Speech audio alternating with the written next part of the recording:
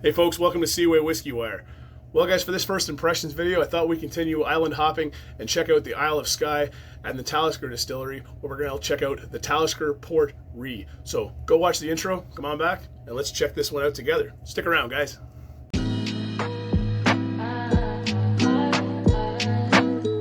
Well hey guys, thanks for coming back after the intro. I'm Tyler, and tonight in the bar I've got another sample here from my buddy Gary, who was nice enough to send this over to the channel. And it is the first Talisker that I'm going to be sharing with you guys on the channel, and it is the Talisker Port Ruighe. So for those of you who don't know or aren't familiar with Talisker, Talisker is a distillery located on the island of Skye, in the island region, or the Highland region of Scotland there, and it's known for its lightly peated and maritime and coastal notes, primarily using ex-bourbon barrels for their maturation process. This one here, the Port Ruighe, is actually matured in ex-bourbon but finished in port wine casks. So I only have a limited bit of exposure to port wine cask finished whiskeys in the Tomatin 14-year-old, but and I guess the Glenmorangie Quinta Ruba too. But you know, this is one that really kind of stood out to me. A chance to try something with some peat in it there, as well as being finished in those port casks there. But what can I tell you guys about the Talisker Port Ruighe? Well, like some other Scottish whiskies, the way you spell or say Port Ruighe, it doesn't even look like that. It looks like you would say it like Port Ruighe, but anyways, or Ruighe. But I can assure you guys that it's pronounced Port Ruighe. And the Port Ruighe, like I said, is finished in port wine casks, and it comes in with an ABV stamp of 45.8%. And being a Diageo product and being at that level, I would assume that it is likely chill filtered, and I would assume that there's likely color added. There's no age statement on this particular expression from Talisker, but I have heard that it is basically the 10-year-old finished in port wine casks. Again, if I am incorrect, I'm sure the comment section is going to let me know, but that's what I've been told, or that's what I've read. But you know, it's not age statement, so I figure why would they not put the age statement on there? So it's likely, you know, somewhere in the vicinity of around the 10-year age stamp, in my opinion. And matured exclusively in ex-bourbon barrels, finished in port wine casks. So yeah, I'm excited to try this expression from Talisker. I have tried the Talisker Storm and I have tried the Talisker 10, but I have not tried the Talisker Port Ruighe. So let's take a look and dive right into it here and see what the nose on the Talisker Port Ruighe has to tell us. Very sweet nose.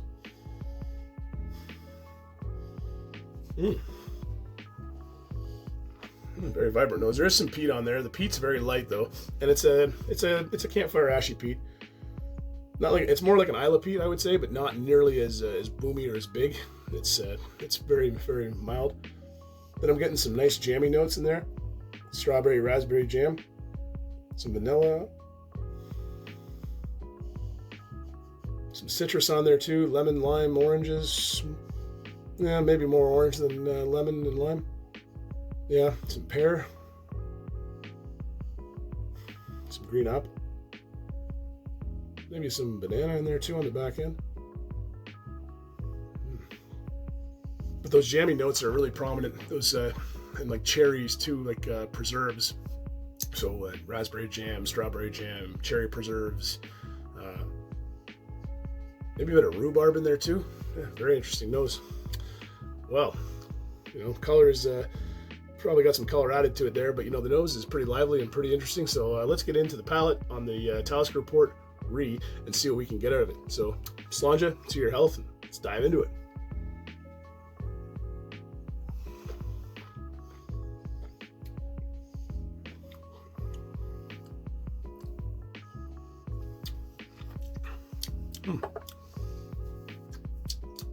Punchy for sure. The peat is very present on the middle of the palate, I would say. The start of the palate, you really do get those jammy notes again. It's big strawberry, big cherry, maybe some pomegranate in there too. And then you get into this vanilla and caramel, toffee kind of bourbon notes. The peat's there. The peat's kind of more of a small, like a grass fire, or like a kind of like a hay fire peat. It's not really like a campfire peat. Go for one more sip.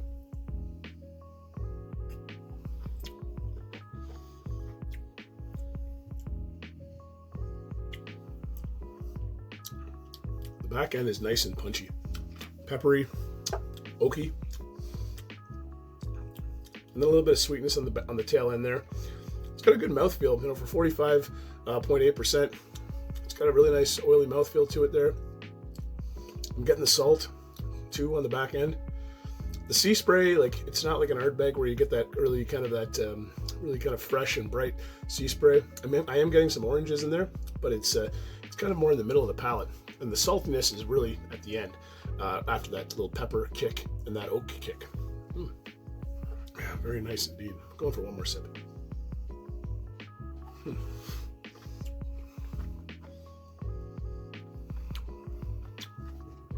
Yeah, very nice indeed. You know, fairly complex, and you know, something I've always kind of found, like a Talisker 10 kind of just leaves me wanting more. Talisker Storm, yeah, I kind of say the same, but really more so the Talisker 10, you know, highly toted, bourbon finished or bourbon matured whiskey. But, you know, kind of a one-trick pony and really leaves me wanting more. I find this one kind of delivers a little bit more.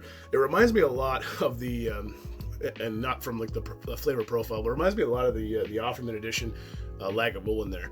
It just kind of takes those notes that you're familiar with and notes that you enjoy, and then just kind of takes them up a notch, takes to another level. And I think that port really does add a nice mix in there, especially with that peaty aspect too, which I'm really liking on there too. The peat is just enough, but it is still a very much maritime coastal dram. It's very salty and very coastal to it there. But again, it's not like that Isla coast where you don't get that, you know, that seaweed or sea breeze kind of thing. It's just more of this kind of sea salt piece at the end there, which again goes well with the caramel, goes well with the vanilla, goes well with these jammy notes, and really ties it all together nicely. So yeah, I don't know if this is available in my area. I've heard that it's available in the U.S. And overseas and whatnot. I'm not sure if I can get it in Canada, but I'm definitely going to take a look. It's definitely something worth exploring more. And you know, from a perspective, I'm obviously enjoying it more so than the 10-year-old. But yeah, it's a very good dram, and I'm going to go and finish this guy up. More likely off camera. But anyways, yeah. What'd you guys think of the sample here? Have you had the Talisker Port Ruighe? What do you guys think of it here? Hopefully you guys enjoyed this content. And if you like what we're doing here at Seaway Whiskey Wire, you guys know that drill. Like and subscribe down below. And hey, don't forget to check me out on Instagram at Seaway Whiskey Wire for more content. And if you guys are still hanging around this long in the video, thank you very much. Really enjoy doing these videos. Love trying new things, stuff that I normally wouldn't be able to get or wouldn't be able to try. This one here may be a little more available than the other ones I've tried with the Ardbeg, the barbecue and the Lecheg 18, but you know, something I'm really interested in getting to know more of, and really going to seek this one out. Really enjoying this dram from Talisker.